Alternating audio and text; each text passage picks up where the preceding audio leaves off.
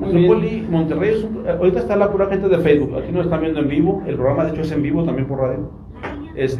Metrópoli Monterrey es un programa que tiene ya 2 años aquí en México. Alcanzamos básicamente Nuevo León, Coahuila, Tamaulipas, que es la zona norte-este de México, y la zona fronteriza del Valle de Texas en general. Y Facebook pues alcanza gente de más de 20, 30 países que nos ve a veces, desde Rusia hasta varias partes más, de Europa, sobre todo Latina, España, Francia, Portugal. Es un programa político, social, cultural, pero sobre todo médico. Yo soy médico, mi compañero también es médico, yo soy médico radiólogo. Médico radiólogo. Y esto es nada más una labor social de nosotros, no es un programa comercial tal cual, no se cobra por comerciales, no se cobra por invitados, lo hacemos como una labor social para que a la gente de Monterrey y de México que pueda verlo, le llegue información médica de primera. Sí, por ejemplo, no invitamos doctores así como para promover negocios o no sé, modas médicas que estén o algo, sino que traigan información científica relevante que a toda la gente le puede alcanzar.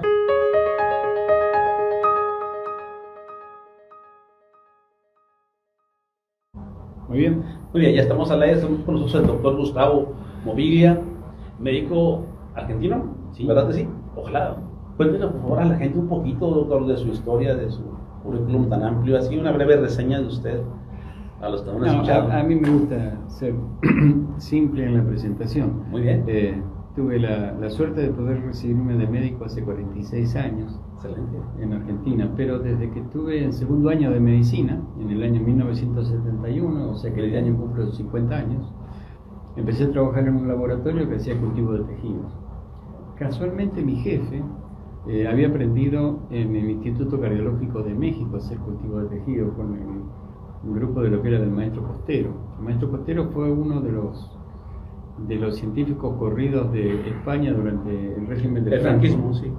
Y realmente fue una eminencia en el tema, una eminencia en el punto que llegó a determinar los tumores de células de tejidos blandos a través del cultivo de tejido. O sea, ella podía determinar a través de la calidad de ese cultivo de tejido cuál era. Bueno, esa es un poco mi filiación científica, o sea que de alguna manera aprendí con esa gente en una cátedra donde también tuvimos otro refugiado del régimen franquista, que era el doctor Pío del Río Ortega, que fue quien trabajó con el doctor, no con el doctor Cajal, porque en realidad no era muy amigo, pero era de esa época, y él fue el que descubrió las oligodendroglías. Así es. Al cabo de los años fue que yo me vi envuelto en todo este tema. Si bien me recibí de médico, mis primeros 15 años de trabajo durante estos 5 años de estudio y 10 años a posteriori, era un biólogo celular. O sea, sabía hacer cultivo de tejidos, sabía hacer distintas técnicas de laboratorio y había aprendido algo de clínica porque me gustaba, había una inclinación natural para esa parte, ¿no? Ya estando en 2 años de perfeccionamiento al extranjero, que me pagó lo que sería el Instituto Nacional de Investigación en Argentina, en CONICET, gané una de esas becas. Entonces, ahí está teniendo mi quinta hija, mi jefe, que entre 2 matrimonios había tenido 2 hijos, y siempre me dediqué al cultivo de tejido. Sí, y ya más bonito se me hace. Por lo menos más práctico, más entretenido. Sí, más entretenido. Entonces ahí mismo fue que este hombre me dijo: usted va a matar de hambre a su familia si no se dedica a algo práctico que tenga que ver con la clínica.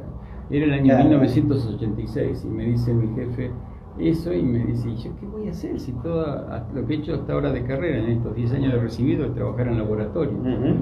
Y con mucha visión dijo: mira, hay una nueva rama de la medicina que utiliza las células como medicamentos, y recién había muy poca cosa. Realmente mi jefe fue un visionario. Exacto. Y me impulsó a trabajar en el tema, y desde entonces trabajo. Tuve oportunidad de ser director de un laboratorio de genética y fertilidad en Estados Unidos. Volví a Argentina, seguí trabajando a nivel universitario, fundé un par de instituciones y he trabajado desde entonces en terapia celular. Es muy difícil para mucha gente que no es médico, incluso para muchos médicos, comprender el concepto de la terapia celular porque están rompiendo un paradigma. Estábamos comentando antes de que ustedes llegaran que la metodología médica prácticamente se resume la misma que había en la prehistoria. O sea, me duele algo, tengo una molestia, pongo un agente físico, calor, hielo, frío, manta, hoja, hierba, lo que sea, o tomo algo externo que me alivie. Y aunque mejoró mucho la cuestión del conocimiento fisiológico, biológico y todo, y se anexó la química de la farmacología al tratamiento, el paradigma sigue siendo el mismo, o fue siendo el mismo con todos los años. El problema con la terapia celular es que hay que cambiar el chip de decir, no voy a hacer nada de eso y voy a poner algo propio del cuerpo. Si me deja le explico más o menos cómo es ese cambio de paradigma. A ver, cuéntenos porque está interesante. Mire, ustedes cuenten cuál fue el primer paradigma que existió en medicina. Era el que la enfermedad era un castigo de los dioses. Entonces era toda la medicina mágica. Y entonces había que hacer un rito espiritual como para curarse de la... Y en el rito espiritual utilizaban algunos polvos con poderes mágicos que en realidad eran remedios naturales. Y de esa manera se liberaba el espíritu de esas cargas espirituales y el paciente podía o no curarse de acuerdo a cómo quisieran los dioses. Yo creo que un poco en un lapso bastante largo, de unos 1200, 1500 años, lentamente entre los egipcios, los sirios y caldeos, un poco los indios y algo de influencia que llegaba a través de los chinos, se fue gestando una idea de que la enfermedad realmente no era un castigo de los dioses, sino que era un trastorno que ocurría a partir de desequilibrios orgánicos.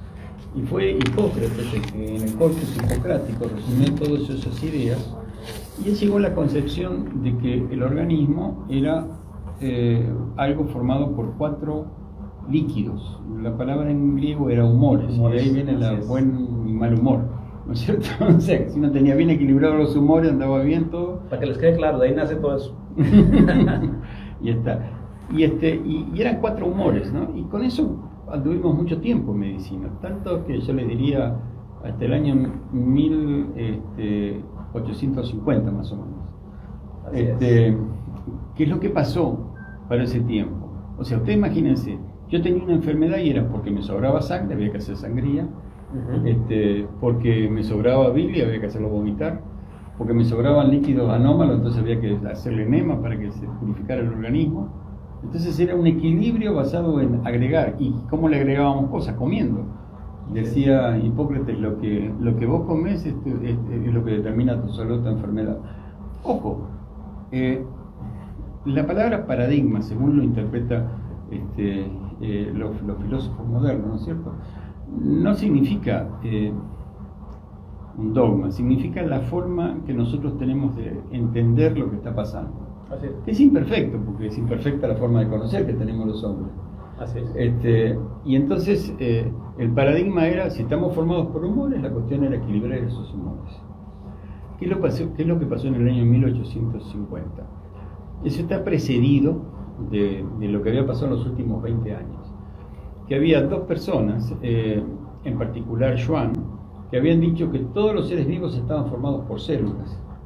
Y que entonces este hombre, que era un revolucionario, una cuestión totalmente disparatada para la época, se había dedicado a estudiar los tejidos con el microscopio. O sea, no solo le hacía la autopsia a un muerto por ver la forma que tenía, sino trataba de ver cómo se veía eso al microscopio. Y llegó a comprobar de que la unidad fundamental de los seres vivos, en particular del hombre, eran las células, que de la disarmonía o armonía de esas células estaba el estado de enfermedad o salud de ese paciente. Entonces él estableció un nuevo paradigma. Así es. Ya no son 4 líquidos que se equilibran en el organismo, ahora son células que tienen que vivir en armonía. Si esas células no viven en armonía, hay patología. Y fue el creador de la anatomía patológica moderna. Así es. Ahora, el tiempo sigue evolucionando. Imagínense que esta evolución científica de la medicina vino muy atrasada, porque en el 1500 y pico había empezado toda la evolución físico-química. Así es. Entonces nosotros éramos el hermano menor tontito de la familia. Y es lógico que en esa evolución científica, lo que muchas veces pasa, una ciencia más desarrollada absorbe la otra. Y sin querer, de alguna manera, le quiere cambiar o perturba o contamina el metabolismo. A mí me parece, y esa es una opinión totalmente personal, no está escrita en piedra, así es, y pueden criticarme todo lo que quieran por eso, es que cuando aparece el buen Ehrlich y habla con su teoría de las balas químicas, y habla de que en realidad las enfermedades están producidas por los desequilibrios químicos que tienen estas células, exagera una verdad parcial. Así es. ¿Y qué significa esta exageración de una verdad parcial? Las células se comunican entre ellas, es una comunidad de células, que había dicho. En esa comunidad de células, nosotros, cuando hablamos entre personas en las comunidades humanas, para hablar utilizamos dos lenguajes. El lenguaje hablado, el lenguaje referido a vocablos, a frases, y el lenguaje referido a gestos. Todo ese conjunto de idioma gestual e idioma verbalizado es lo que nos permite comunicarnos, progresar, desarrollar nuestra actividad social. En las células, en vez de palabras se utilizan mensajeros químicos. En vez de lenguaje gestual utilizan contactos físicos y están todos mediados por receptores o no receptores y demás. Es interesante, es como estudiar la lingüística del lenguaje. Ahora, el problema es confundir, que es lo que pasa muchas veces con la lingüística moderna. Discúlpeme si por ahí me voy muy arriba. No, usted lee. La gente, como le comentaba, le gustan los temas interesantes. El que está aquí conectado es porque le encanta todo esto. Bueno, perdónenme, por favor. Cualquier cosa adelante. Me pregunto. Es como, ¿qué es lo más importante cuando uno lee un libro? ¿El lenguaje o la forma gramatical, la lingüística que utilizó? Lo más importante es el mensaje que está dando, cómo se estableció el diálogo, cuáles son los roles de los distintos personajes y demás. No dedicarnos a analizar si estuvo bien o mal analizado el tiempo verbal que utilizó para expresar tal o cual. Bueno, eso es lo que es el concepto farmacológico. Cuando se estudia tan en detalle la estructura físico-química y a esa se le atribuye todo el atributo, es porque yo no utilicé el participio pasado en vez del pasado simple. Son pavadas. Vía desequilibrios, ¿sí? Que no hace a la esencia del problema. Cuando aparece la terapia celular, que aparece de una forma muy natural, si quieren enseguida le cuento la historia, y me cuentan las historias, ya tengo casi 70. No sé. Encantado. Aprendemos más. Cuando aparece la terapia celular, lo que ocurre es que empezamos a ver de nuevo, reflotamos ese viejo concepto de virus, no tan viejo, porque ni siquiera tenía 100 años de antigüedad, apareció en torno a los años 1955 cuando se produce el primer trabajo de trasplante de médula ósea, donde las células dejan de ser un elemento farmacológico para pasar a ser un elemento vivo que dirige el total, el conjunto de todo ese diálogo que aparece. ¿Por qué digo eso? Porque cuando empezamos a trasplantar pacientes con médula ósea, observamos que pacientes que habían dado mal del corazón, le hicieron el trasplante y no solo se mejoró de su cáncer, también se mejoró del corazón, o se mejoró de su trastorno renal, o se mejoró de su problema respiratorio. Y entonces empezó una larga discusión que duró 20 a 30 años. ¿Por qué? Claro, ¿por qué pasaba? Entonces estaban diciendo, no, que le quitamos el cáncer, le sacamos semejante tóxico y ahora el paciente está mejor, que toma menos medicina que le hacían tanto daño. No, en realidad las células que le pusimos también hacían algo, estaban trabajando.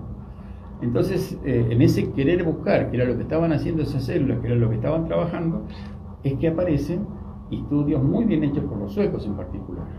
Ustedes saben que, cuando uno le quiere ordenar una autopsia a un paciente, tuvo un problema familiar, social y demás, pero ellos viven en lugares aislados por el frío y prácticamente tienen que embalsamar a sus muertos para que los parientes puedan dar. Así que el concepto de autopsia para ellos era un concepto cuasi natural.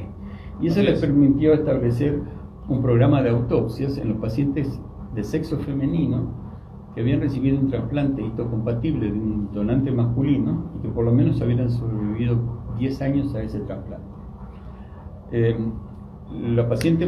Las células del paciente masculino, la médula ósea de ese paciente, tiene células con cromosoma Y. Marcador. Es el marcador propio del cromosoma. Y hay una tensión ¿Ese no cambia? Claro. Sí, es lo... Entonces, ¿qué se hicieron? Bueno, mejoró del corazón. Buscamos en el corazón. Y buscando en el corazón encontraron células que formaban parte del corazón, que ahora tenían el cromosoma Y. Parte del riñón y ahora tenían el cromosoma Y. Entonces hicimos la contraprueba. ¿Cuál era la contraprueba? Varones que habían recibido órganos femeninos en trasplantes de órganos, por ejemplo hígado, por ejemplo riñones, sí. Y también, para sorpresa de ellas, se encontraron las células femeninas eran las que estaban, las del varón que habían ido a reparar el órgano hasta que se adaptó a vivir y ahora tenían cromosoma Y.